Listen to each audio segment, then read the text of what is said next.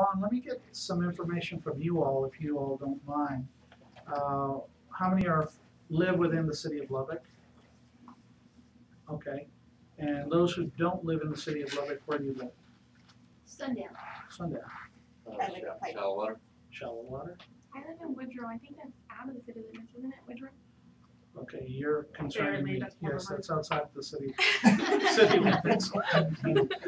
I live in San Antonio, that's outside of. That would be her question. We're gonna keep an eye on her. You're giving it all the How time. about yourself? I live I in put Plainview. myself in Plainview, situations. oh, you'd be all the way. As far as the paralegal, you don't want to hire. He's the mean one. I'm just kidding. We're gonna watch out for him too. You got to. I might run into you. So so that's interesting. How many live in District 1? How many even know in which city council district you live in? You don't, yeah. Okay. I know Menard Benson area. There you go. You live in District 1. Yes. How many of you, is this your first time in college? Okay. And how many of you are seeking this profession, this career, as a second career? Oh. Okay. All right. How many of you are interested in continuing on with your education, either in law school or, okay. Yeah, wake her up. Okay, that's interesting. So, I mean, a lot of you are looking at this as a way to maybe continue on with your education and possibly get into law school. Okay, that's interesting to me. How many of you have ever applied to law school? Okay, and how many of you have taken the LSAT? I take it next week. Okay. All I right. bought the book. Doesn't it count? You bought the book. That's a step in the right direction. And that's good to know, simply because I think what you're going to end up learning as a paralegal, I'm a one-man shop, first of all. It's me, myself, and I. If you call my office, I answer. If you come to pay, I collect it. If you need legal representation, I'm the one that shows up to court as well. And I do that simply because I'm a small one-man operation, always have been, because of my involvement in city politics. I get paid a whopping $25 a month for city council, but the primary income is from my law practice. But what you'll learn as paralegal is that you're going to end up being the backbone for any law office. You're going to be the backbone that the attorneys rely on to get the work done. And what you're going to also find out is you don't get paid very well in relation to the amount of work that you do and for the amount of responsibility that you undertake. So sooner or later you just start thinking about, you know, what is the next step. So it's a good thing for me to hear that you're already thinking of the next step even without getting into that profession. So it's a great profession. It's a great way to get your foot in the door. I think it will help you in your resume to get into law school as well. There are students from Texas Tech Law School that we have ran into that have said Mr. Clyde's teaching and assignments are not more difficult, but just as difficult what they're doing. We've had a lot of We will we've be had a well lot of prepared. students doing helping the tech student do legal research. So yeah, pat themselves on the back. Yep. That is good. And it's all going to be helpful as you go on anyway. So that's a compliment to you, Mr. Klein. Let me tell you a little bit about my background, because I don't know your all's background, but apparently you've all made the determination that regardless of background, you can, so to speak, reach for the stars, get an education, and continue to push forward. Both my wife and I come from families of 8. If you added up my parents' education, wouldn't add up to 8th grade. We're both first-generation Americans. My my background also includes having been commissioned as an Army officer right out of college, and having served overseas in Operation Desert Shield, Desert Storm, reaching the rank of captain. In addition to that, we have 4 kids. We've been married 29 years. Gotta get that straight. So we've been married a long time. We used to play tennis together in high school, and I came to Lubbock to attend law school, and she followed me. So, but also our 4 kids are in college as well, or I should say 2 of the oldest are in college. Our oldest is a senior at Notre Dame, and then our second oldest is a sophomore at Cornell. And then from there, we've got a third child, typical third child, who's a senior at Lubbock High School, so we're not too sure what she's gonna be. And then we've got our youngest, who's a 8th grader at Hutch, so he'll be going to Lubbock High next year. There's just gonna be some general things I'm gonna tell you about life, unless you have some specific questions about the profession. You know, as you go along, there are going to be certain opportunities presented to you that are going to pull you out of your comfort zone. Just grab them. Just do it. There's going to be certain opportunities where you're not going to be sure whether you want to take them or not. Keep the door open. You can always decide later. For example, my wife and I were married just 3 years when she got offered a 9-month fellowship in Washington, D.C. to work for, back then, U.S. Senator Lloyd Bentsen. We had just been married a few years, didn't have any kids, and we were talking about it. I said, go for it. That opportunity might not ever present itself again. So she was gone for 9 months in Washington, D.C., and it was a heck of an experience for her. Political office presented itself, we went for it. So whatever it is, it might not be in politics, might not be out of town, but you know, whatever it is, just throw yourself into it. Because you never know where it might lead. I did visit with a couple of attorneys who have hired paralegals, because I've never hired a paralegal. And this is going to go contrary to what your professor might be telling you. What I'm finding out, what I found out, especially in a city where there's a law school, is that a lot of the attorneys, a lot of law firms look to the law school as opposed to paralegals. And the reason is they're cheap labor. And so, you know, I don't know what the job market is for a paralegal these days. It's really pretty good. Is So it? we have a job board over here, and we, you know, I get calls all the time or emails. So that's great, and you need to take advantage of that. But the smaller law firms, and I will tell you, most minority law firms are just that. They're small, 1 or 2 man operations. Max that I can think of is 3. So you're going to try to, yeah.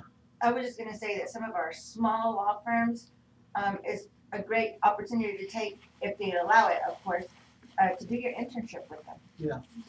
That's the perfect, for me personally, that's the perfect target. You're small, because they can take the time to educate you, walk you through things and whatnot. Now, I'm not saying you have to do that. I'm just saying personally, that's Well, my and that's opinion. interesting because I have taken advantage of that simply because the price was right.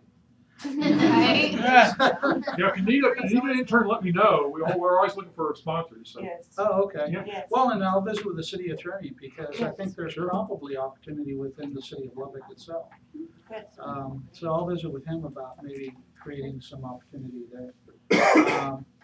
But let me also tell you that I'm not here to try to dissuade you or discourage you, but at the same time, I think it's important to be realistic about all the choices you make in your life.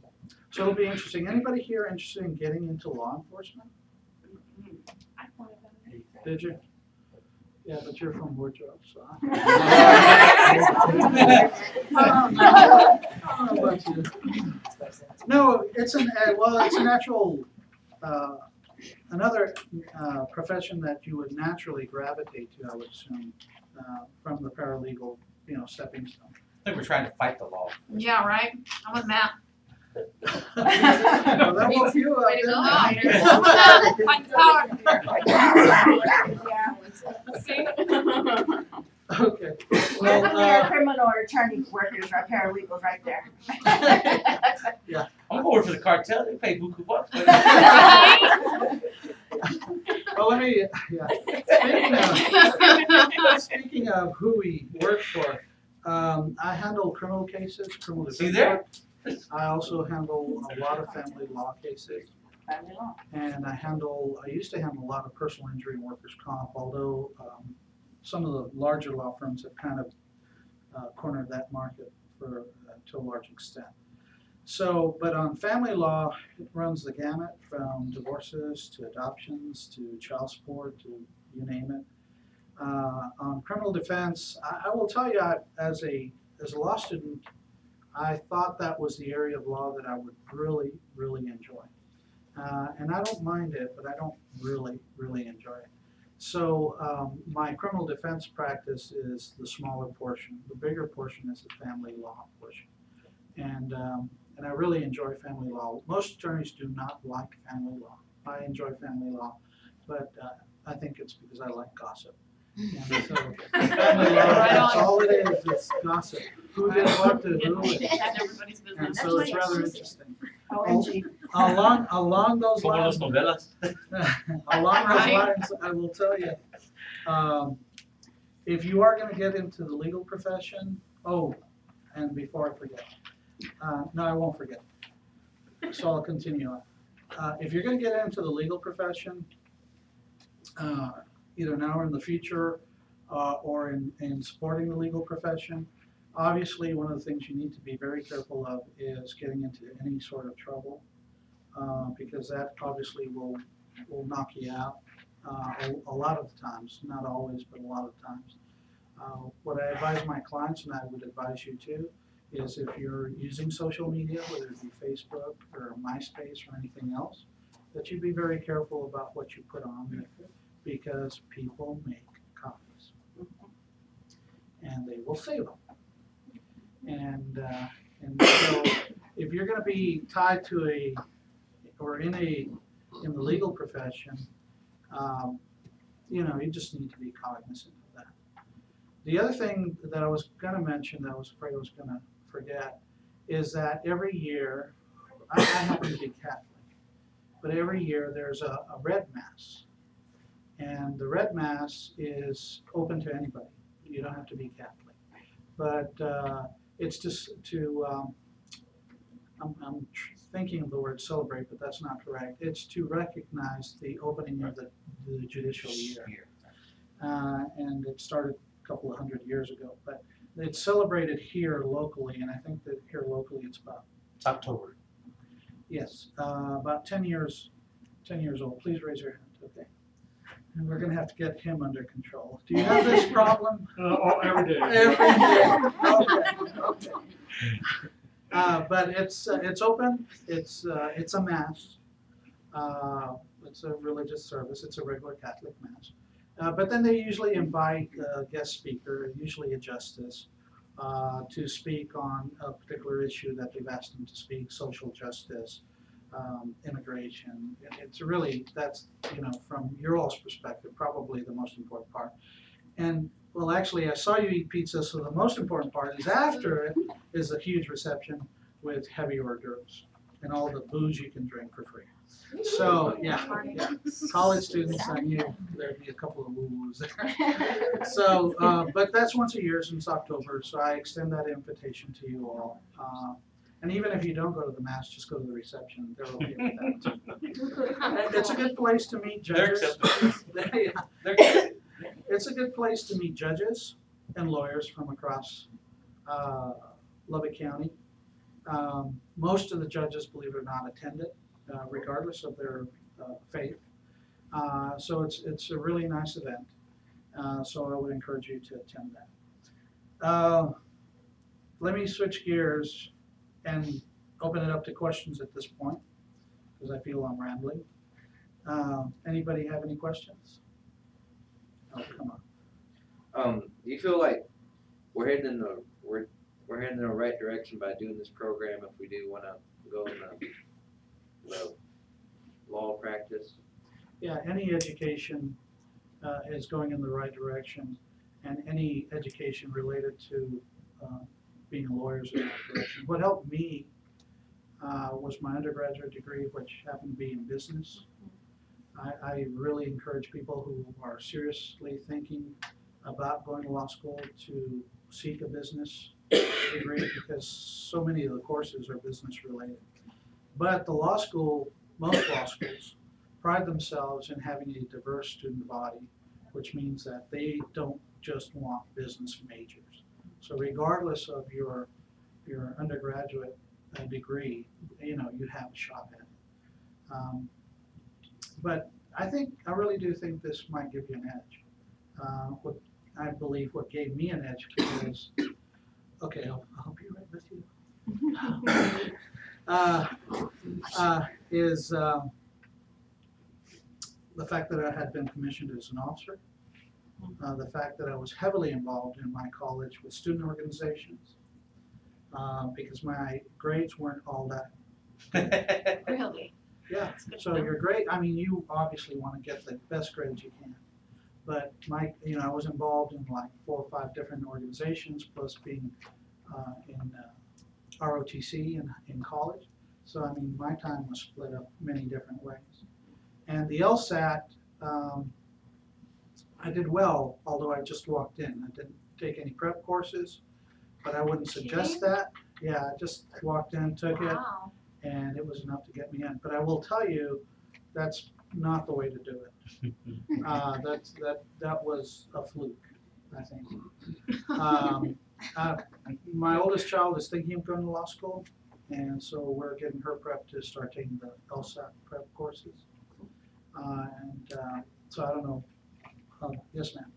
My question was gonna be in regards to ethics and morals. Working with other paralegals and judges and whatnot, could you share with the paralegal students how important that is? Well, I will tell you, it doesn't matter whether you're a paralegal or an attorney or just a person off the street.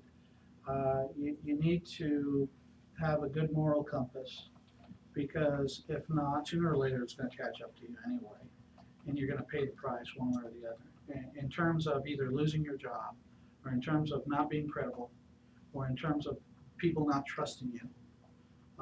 Plus, my experience in the legal arena and outside the legal arena and the political arena is you have to have credibility. They might not like what you have to say, they might not like the position you're taking, but if you're sincere about it, and you're not lying to people about it, then they'll say, okay, well, I don't agree with you, but you're not a liar, you don't make stuff up, and we can rely on it. And really, that just cuts across the board. Now, in the legal profession, I think aside from that, one of the biggest things that you really, really need to be good at is confidentiality. And being human, we love to gossip. And we love to share stuff, especially about those that, in Lubbock, I call it the biggest small town I've ever lived in. Right. Everybody knows everybody's business. And if they don't know it today, they'll know it about tomorrow, and it'll be third hand, but they'll, it's amazing. It's amazing. Over at City Hall, they try to hide stuff.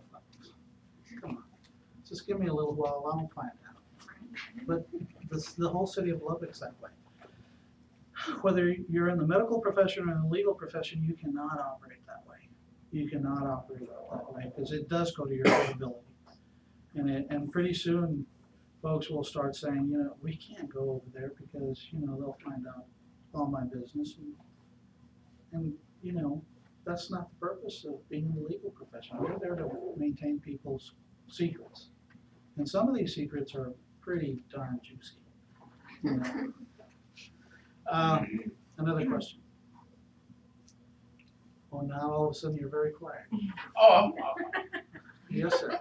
who's he talking to? I can see him pointing to. You were just scratching your head. No, I wanted to ask you, because in certain situations, I guess what you're doing is, I guess, in criminal law and family law. Yeah. I'm a big Catholic myself. I am. Literally. How do you I'm questioning certain things about how do you just not take cases, or do you just Oh, yeah. how do you separate it? Are you just not doing it, or?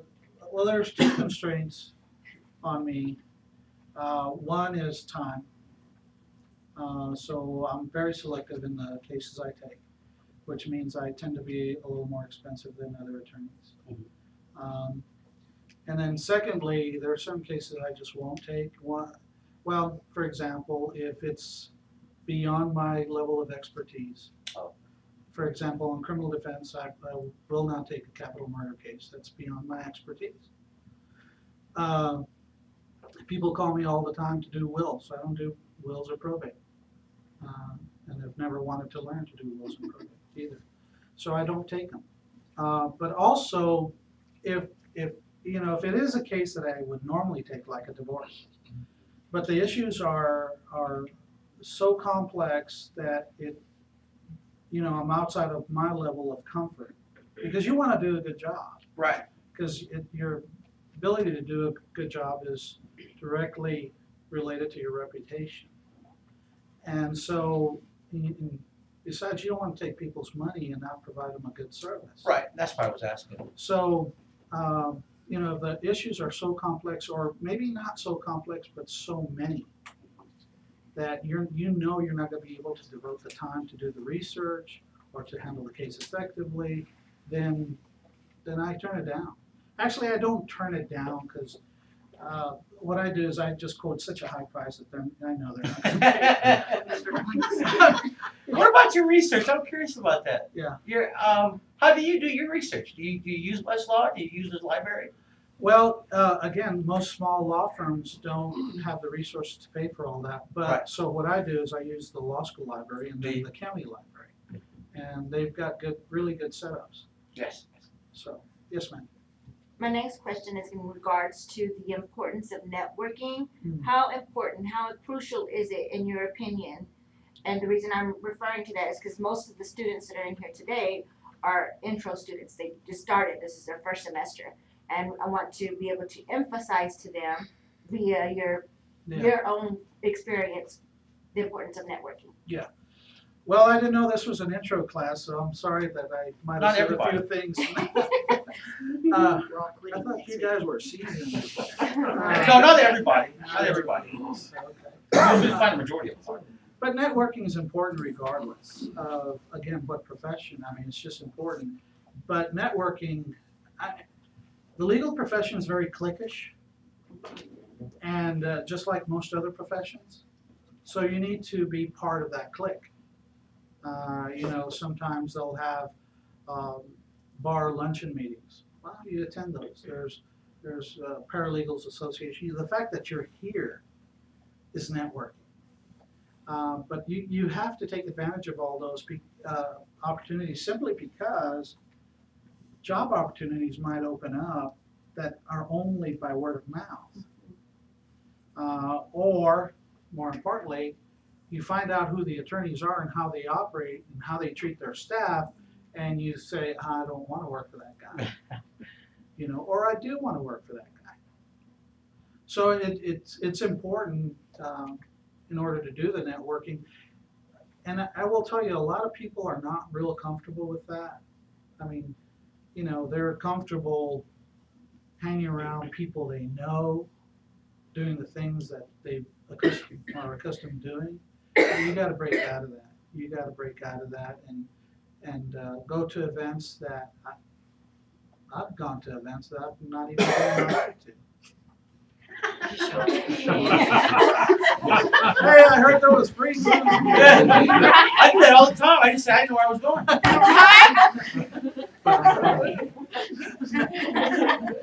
Oh my God. So You know. It's like, oh, a beer?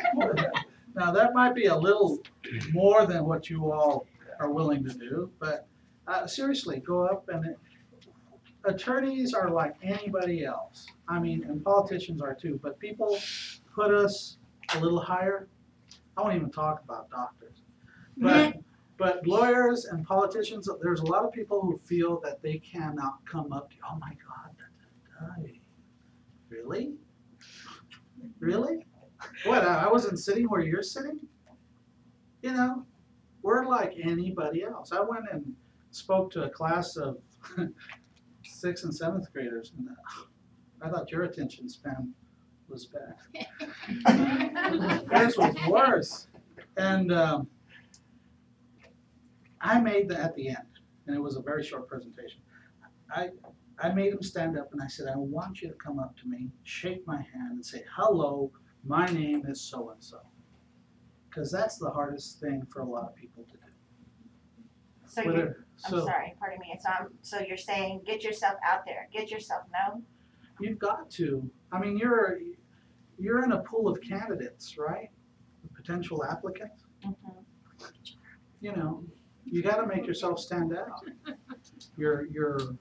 And the other thing about paralegals and this profession is because you work so closely with the attorney, they want someone that they can depend on, but they want someone professional, and they want someone that's intelligent, because then their comfort level goes real high. I've got an administrative assistant at City Hall that I know whatever it might be, I can rely on that person. And that's true of any profession. You want someone that you know you can turn to and say, I need you to do this, I need you to do that.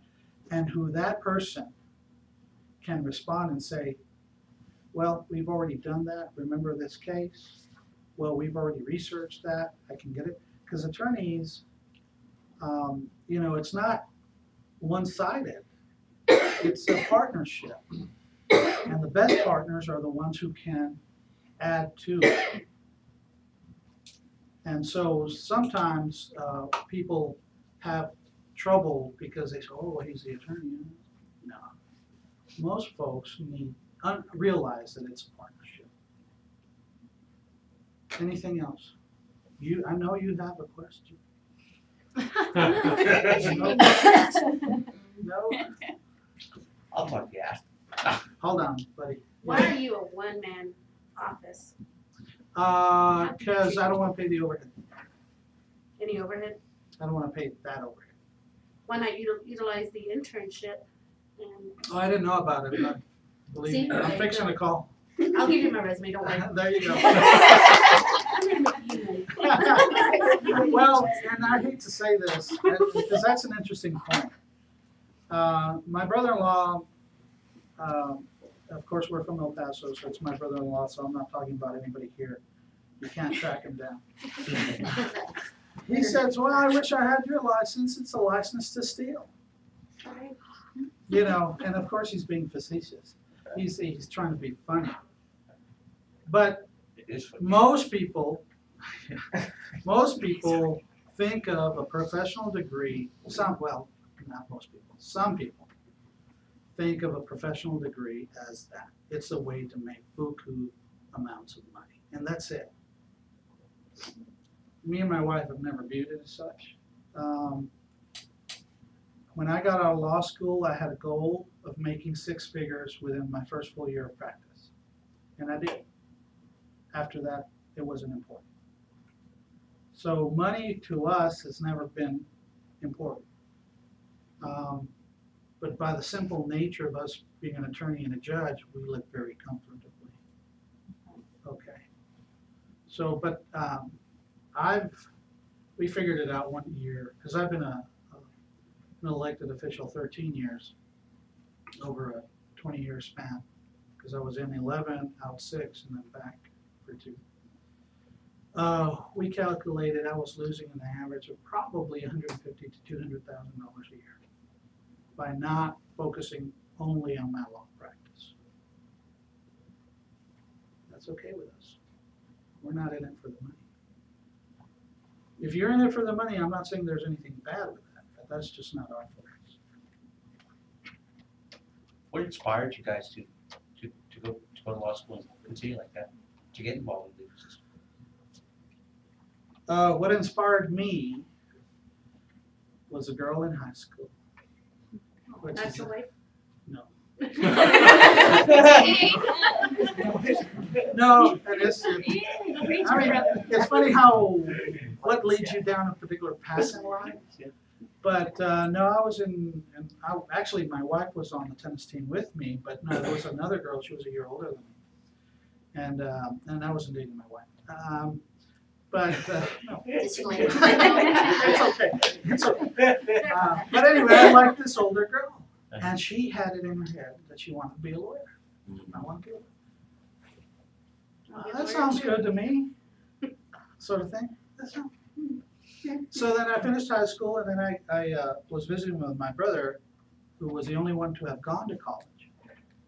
And I said, well, you know, I want to go to law school. And he's like, well, you gotta get an undergraduate degree first. I said, well, okay.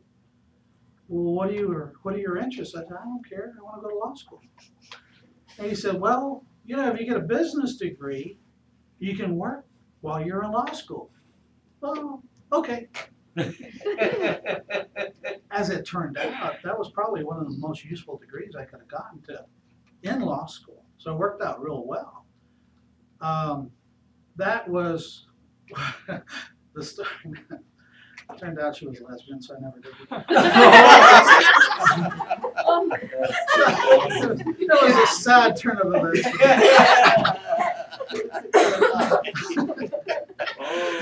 So what, and it's funny, but what, my wife's a totally different story. My wife is very intelligent. She loves to study. She loves to learn, really. She loves to learn. Even to this day, she has a stack of books that she reads for fun and looks up articles. And I mean, I'm like, oh my God, we're out of school. But she's a person who loves to learn. And her brother was suffering from multiple sclerosis. And so that's what got her into becoming a nurse. She wanted to, that was the motivation for her. So she then became a nurse and got her second degree in human development family studies at the same time. Because there was a lot of credits that could apply for both degrees, and she just had to take a few extra classes for that second degree. By the way, my wife graduated top of her class in nursing school and top of her class in human development family studies. And she didn't graduate top of her class in law school, and I make fun of her. So what happened there? She says, her reply is, well, I had 2 kids while in law school. I said, well, I'll cut you some slack. Dang. Does she have the final word? So, She's the judge. you don't even have to ask. She has authority to throw me in jail. But she ended up going to law school because she didn't want to spend an additional 6 years going to medical school. That was, so it's interesting. She actually became a judge before she even got licensed. And we just worked in the politics, it just worked out beautifully. So when McKinley Shepard left, she slid right in, and unopposed, and has been a judge ever since. Cool. So that one worked out well. But to answer your question, that's why we became attorneys. Any other questions? If you were looking to hire a paralegal, what characteristics would you think would be most important? For me, dependability, someone I can trust, someone I can, because you're dealing with a lot of secrets, and you want to be able to trust that person to keep them. Someone who's prompt, someone who's personable. When I did have a secretary as a young attorney, I had an outstanding person as a secretary because she was so personable. And clients love that, because a lot of times they can't talk to you, but they can talk to your secretary or your paralegal, and you want to make them feel welcome, comfortable. You know, someone professional, someone who dresses very nicely. I'm not a big guy on dressing nice, but you know, for your secretary, you want her dressing nice. For your paralegal, you want her dressing nice. Someone who's intelligent. My goodness, someone you don't have to tell something 3 times. You know, and someone who can pick it up pretty quick. I don't mind teaching people. That I consider that part of my job, but you don't want to spend time reteaching and reteaching and reteaching. Like, you know, I'll show you, you know, but after 1 or 2 times, you know, please get it. You know, it's just the way it is. But I mean, really, just put yourself in the place of any potential employer. What would you want? You know, it's really not anything different. A certain amount of, and this one I'm going to contradict myself a little bit, a certain amount of loyalty, you know, but within those ethical boundaries, okay? You don't have, you know, lawyers make mistakes, and I've made mistakes, and what I've learned is that clients appreciate a lawyer who says, look, I made a mistake. Now, how do we go about correcting it? Because a lot of lawyers won't do that. They'll just say, oh, well, you need to delete those files. You know, or you need to create some paperwork where we did send them a letter and cover these issues with them. I mean, there are some, it's like any other profession. Most are good, most are reputable, most are ethical. And there's a few where you go, oh my God, really? Okay? Those are the ones that you don't want to work for. And you need to do your job really without having been told. You know what the workload is, you know what it is you need to do when you get into the office. You don't, as an employer, as an attorney, I don't care. You don't want to have to be looking over somebody's shoulder all the time, because if that's the case, why are they there? You know, might as well do it yourself. And then the other thing is, on a personal note, kind of overlook as best you can some quirks on the attorney's part, as best you can. For example, I'm just, whenever I write something, I will not publish it unless I've gone through at least 4 drafts. I pride myself in my writing, okay? Well, that will drive someone who's working for you crazy, because they're like, really? You couldn't get it right the first time, or second time, or third time? You know, so that I put in the category of quirks, you know. But be professional and expect professionalism from your attorney. And this is going to sound harsh, but they're not your friend. They're your employer. And you're not their friend. You're the employee. You have a good working relationship. You're courteous, you're professional to each other, and if he or she ever is not, you need to say, we need to sit down and talk. Because you don't need that, the attorney doesn't need that, and if it ever gets blurred, you guys need to refocus it real quick. I've taken up enough of your time, 41 minutes exactly. Thank you very much. What is your name, young man? The man in orange. Ready to learn orange? You're Yes, the only one yes. there. Oh, my name is Matthew Gonzalez. Matthew, okay. Yes, sir. All right. Nice to meet you. Nice to hear from you. I couldn't see you. I figured that, Matthew. Did you? Yes. Everybody figured that out first. They just think I'm just some guy wearing sunglasses. Yes. You're not that Dang, I didn't cool. know that. No. Not cool Joe, my friend. I'm just Anything fun. else? Yes. How soon can I start working for you at your office? That's what I like to hear. You Wanna need do it for money. free. To make To you make money, you money. Oh, to make me money. cause eventually that money's gonna come to us. He's not into the money part. Oh, right. Yeah, yeah. But talk to my wife, she will be. Thank you so much. Thank And you. Actually, if anybody has an interest, funnel any resumes to your instructors, and I'd be more than happy to pass those along to the city attorney's office. Because I really do think they'd be interested in an internship program. We have had one student in the past intern there.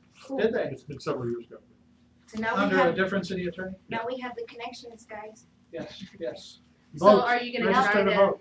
Huh? so are you gonna try to utilize the full Absolutely, he's gonna program? try to work on it for us. Say what now? I said, you're gonna try to work on it for us to get us the internship program there. Yes, going. actually, yeah, I will. I think that's yes. We'll vote for you. We'll vote for it. I'll vote for it. Yes, ma'am. I won't say that's it. Keep trying to walk away. That's okay. If we're trying to start a scholarship program Yeah. here, how interested would you be in helping a paralegal scholarship? Yeah. We're Yeah. working on this. Yeah. now. We're trying to get. I didn't even them get a down. slice of pizza and you're Hey, asking. you remember Right? Seriously? I'm sorry, it's a shame. I got a little bit of drink left. You know what? Yeah, Texas. We're gonna start an Yes, endowment. are you? Yeah, Yes. we're trying to. Send me a letter on that. All right, well, I'll come personally. Send me a letter. Can we get tamales? You tamales? Yes, yes. No, see there, you don't want pizza, you want tamales. Yeah, well, I'll take it off. We didn't have the voluptuous curse for Vitamin nothing, T. honey. It was nice meeting you all. Thank you. Thank you very much.